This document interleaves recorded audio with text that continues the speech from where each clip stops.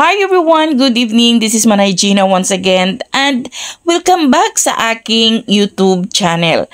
So guys, for today's video, pag-usapan natin si Janine Gutierrez. Kasi nga guys, alam nyo ba na sa Lavender Fields is buntis na si Iris 4 na buwan at doon pa niya nalaman sa kulungan na buntis siya ng 4 na buwan. So guys, baka magkatotoo yung hiling ng mga netizen na sana sa ending ng story magka-reunite sila ni Tyrone at si Iris. Ngayong si Iris is buntis ng 4 na buwan. Na-excite ako sa ending ng story. Sana lang si Tyrone at saka si Iris, kasi buntis na si Iris. Pero guys, ito sa totoong buhay si Janine, sobrang napakabait na bata.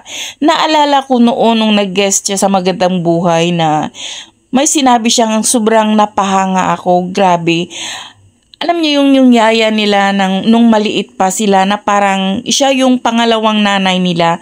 Sinabi nga ni Janine na isa lang talaga yung wish niya na kapag nakapag-ipon siya, gusto niyang mapagawaan ng bahay ang yaya nila. Diba, napaka-pure, napaka-genuine ng puso talaga ni Janine. Grabe, doon ako napahanga sa kanya na sobrang ang bait ni Janine talaga. Tukto si Janine ni Lutlut at saka ni Monching. So, saan pa ba magmamana si Janine? Siyempre, sa magulang. So, yun lang guys. Thank you for watching. Until then, bye. God bless everyone.